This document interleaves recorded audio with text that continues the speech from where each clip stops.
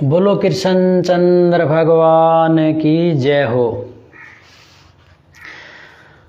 तो 12वें अध्याय के आरंभ में अर्जुन ने पूछा कि भगवान सगुण साकार और निर्गुण निराकार की उपासना करने वालों में श्रेष्ठ कौन है।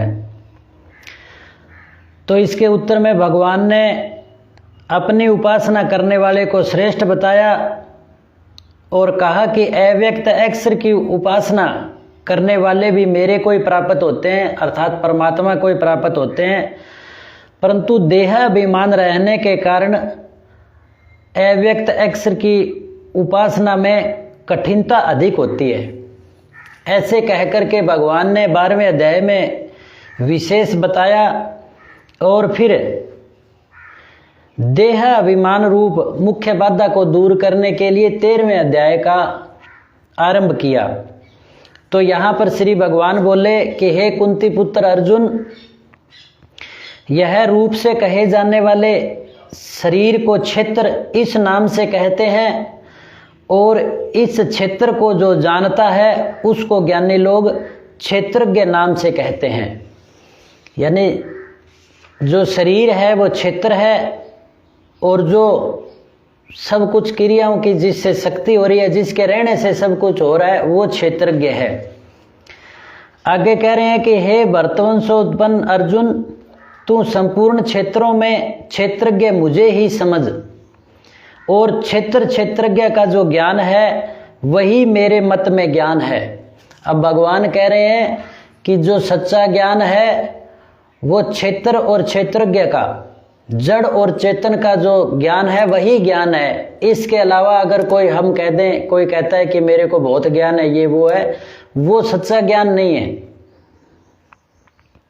अब भगवान कह रहे हैं कि वह क्षेत्र जो है और जैसा है तथा जिन विकारों वाला है, जिससे जो पैदा हुआ है, वह क्षेत्रज्ञ जो भी है, जिस प्रभाव वाला है, वह सब संक्षेप में मुझसे सुन। अब भगवान कह रहे हैं कि वो संक्षेप में मुझसे सुन। भगवान कह रहे हैं कि यह क्षेत्रज्ञ का तत्व ऋषियों के द्वारा बहुत विस्तार से कहा गया है तथा वेदों की ऋचाओं द्वारा बहुत प्रकार से विभाग पूर्वक कहा गया है। अब भगवान कह रहे हैं कि ऋषियों द्वारा और वेदों की ऋचाओं द्वारा बहुत प्रकार से समझाया गया है, कहा गया है, और युक्ति युक्त एवं निश्चय किए हुए ब्रह्म सूत्र के पदों द्वारा भी कहा गया है कि ब्रह्म सूत्र के पदों में भी क्षेत्र और क्षेत्रज्ञ, जड़ और चेतन, आत्मा परमात्मा और प्रकृति, इसका विभाग कहा गया है। अब भगवान कह रहे हैं कि मूल प्रकृति और समष्टि बुद्धि महतत्व, यानी जो आरंभिक अवस्था परमाणु स्वरूप है वह मूल प्रकृति, समष्टि बुद्धि यानी महतत्व, समष्टि अहंकार, 5 महाभूत और 10 इंद्रियां और 1 मन तथा 5 इंद्रियों के 5 विषय, यही 24 तत्वों वाला क्षेत्र है। ये क्षेत्र बना हुआ है, यानी शरीर है जो दिखने में आता है, उसके अंदर ये 24 तत्व हैं। अब आगे कह रहे हैं कि इच्छा, द्वेष, सुख, दुख, संघात, शरीर, चेतना और धृति, इन विकारों सहित यह क्षेत्र संक्षेप से कहा गया है। और जो ये जो क्षेत्र है इसको इच्छा, द्वेष, सुख, दुख, संघात यानी शरीर के साथ जुड़ करके, चेतना यानी प्राण शक्ति और धृति धारणा, इन विकारों सहित यह क्षेत्र संक्षेप पर कहा गया है। ये जो है ये विकार है इसके अंदर और ये है जो क्षेत्र है। अब अपने में श्रेष्ठता का भाव न होने वाला, दिखावटीपन न होना, अहिंसा, क्षमा, सरलता, गुरु की सेवा, बाहर भीतर की शुद्धि, स्थिरता और मन का वश में होना, इंद्रियों के विषयों में वैराग्य का होना, अहंकार का भी न होना, जन्म मृत्यु वृद्धावस्था व्याधियों में दुख रूप दोषों को बार बार देखना, आसक्ति रहित होना, पुत्र, स्त्री, धन आदि में एकात्मकता यानी घनिष्ठ संबंध न होना, केवल कर्तव्य पालन का संबंध होना, अनुकूलता प्रतिकूलता की प्राप्ति में चित्त का नित्य सम रहना और परमात्मा में अनन्य योग के द्वारा अव्यभिचारिणी भक्ति का होना, एकांत स्थान में रहने का भाव होना और जन समुदाय में प्रीति का न होना, जनता में प्रीति का यानी दुनिया में प्रीति ना होना, परमात्मा में होना, अध्यात्म ज्ञान में नित्य निरंतर रहना, तत्व ज्ञान के अर्थ रूप परमात्मा को सब जगह देखना, यह तो ज्ञान है और जो इसके विपरीत है वह अज्ञान है। अब भगवान कह रहे हैं कि ये तो ज्ञान है और इसके विपरीत जो कोई दुनियावी मान ले वो सत्य हो सकता है, परम सत्य नहीं है, यानी वो अज्ञान है, ऐसा कहा गया है। भगवान आगे कह रहे हैं कि जो ये है यानी जानने योग्य है उस परमात्म तत्व को मैं अच्छी तरह से कहूँगा। अब जो मनुष्य जीवन पाकर के हमें जो जानने योग्य है वो भगवान कह रहे हैं कि मैं अच्छी तरह से कहूँगा, जिसको जानकर मनुष्य अमरता का अनुभव कर लेता है, यानी उस ज्ञान को प्राप्त करके अमरता का अनुभव कर लेता है, अमर हो जाता है। वह ज्ञेय तत्व अनादि वाला और परम ब्रह्म है, यानी वह ज्ञेय तत्व वो ज्ञान है, वो अनादि वाला और परम ब्रह्म है। इसीलिए तो कहते हैं कि परमात्मा ज्ञान स्वरूप है।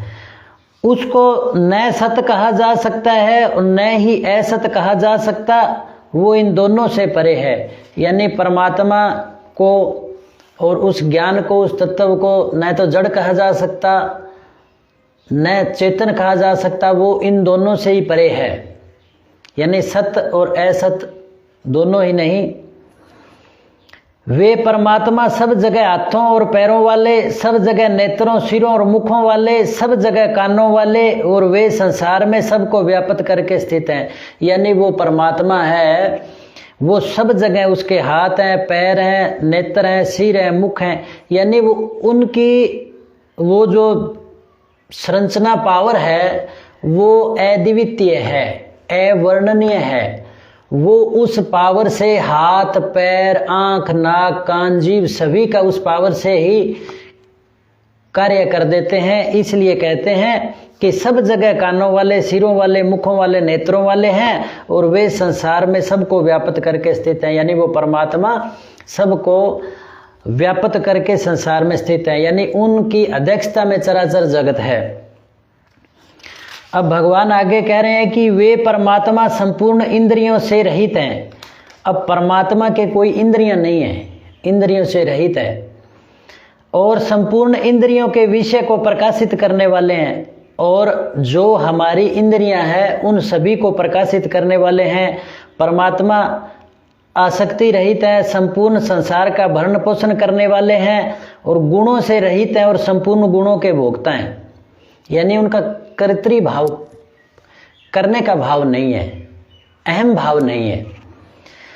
अब कह रहे हैं कि वे परमात्मा संपूर्ण प्राणियों के बाहर भीतर परिपूर्ण है, चर अचर प्राणियों के रूप में वे ही हैं और दूर से दूर और नजदीक से नजदीक वे ही हैं और वे अत्यंत सूक्ष्म होने से जानने में नहीं आते।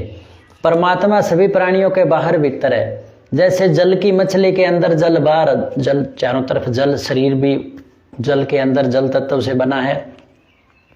तो ऐसे कह रहे हैं कि चर अचर प्राणियों के रूप में वे ही हैं और दूर से दूर और नजदीक से नजदीक भी परमात्मा ही हैं और वे अत्यंत सूक्ष्म होने से हमें जानने में नहीं आता।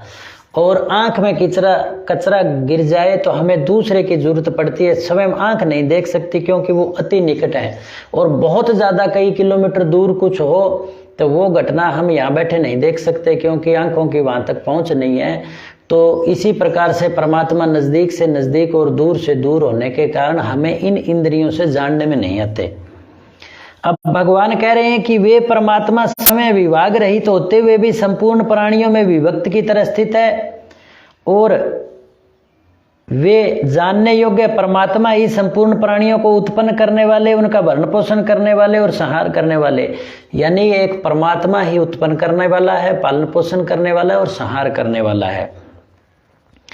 और उसको हम मान लेते हैं, जैसे घर में एक कोई सदस्य है वो माता पिता की सेवा करता है तब तो बच्चा बन के करता है, और पत्नी आदि की सेवा करता है, भाइयों की सेवा करता है तो वो एक सखा बन के करता है, और पुत्र की जब सेवा करता है, पुत्र पुत्रियों की, बच्चों की, तब वो पिता बन के करता है। अब व्यक्ति वही है। उसी प्रकार से ब्रह्मा, विष्णु और सदाशिव ये तीनों एक ही हैं। और कहा भी गया है, शिव की आरती के अंदर बोला जाता है कि ब्रह्मा, विष्णु, महेश प्रणवाक्षर के मध्य ये तीनों एका। तो भगवान श्री कृष्ण अर्जुन को गीता में भी यही संदेश दे रहे हैं कि वो सब कुछ परमात्मा ही है। और आगे कह रहे हैं कि वे परमात्मा संपूर्ण ज्योतियों की भी ज्योति और अज्ञान से अत्यंत परे कहे गए हैं। भगवान परमात्मा है जो अज्ञान से अत्यंत परे हैं। परमात्मा को कोई भूली नहीं लगती और ना परमात्मा भूल करके जीव बनता। और परमात्मा है, ईश्वर है, वे ज्ञान स्वरूप, जानने योग्य, ज्ञान से प्राप्त करने योग्य है। वो हमें ज्ञान से प्राप्त होंगे।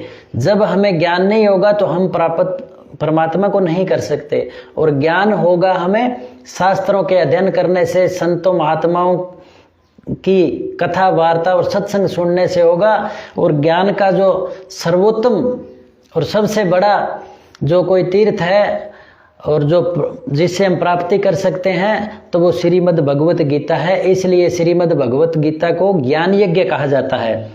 और ज्ञान से प्राप्त करने योग्य और सबके हृदय में विराजमान परमात्मा है। सबके हृदय में विराजमान है, परंतु ज्ञान से हमें अंदर ही मिल जाएगा। अब भगवान कहते हैं कि इस प्रकार क्षेत्र तथा ज्ञान और ज्ञेय को संक्षेप से कहा गया है। क्षेत्र और क्षेत्रज्ञ। क्षेत्र जो 24 तत्वों वाला शरीर बताया, और इसके अंदर आत्मा है वो क्षेत्रज्ञ है। और ज्ञान है वो परमात्मा की सत्ता यानी तत्व ज्ञान है, वही ज्ञान है। और ज्ञेय वही जानने योग्य है। अब कह रहे हैं कि ये संक्षेप से कहा है।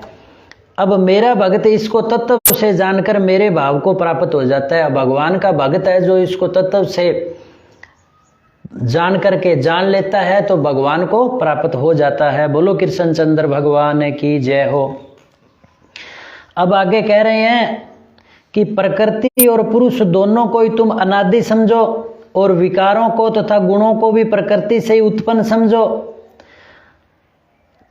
अब प्रकृति और पुरुष यानी परमपिता परमात्मा और प्रकृति ये अनादि हैं, और विकारों को और गुणों को प्रकृति से उत्पन्न समझो। जब प्रकृति अपना रूप बना लेती है तो उसमें विकार यानी गुण, 3 गुण है, सत्व, रज और तम।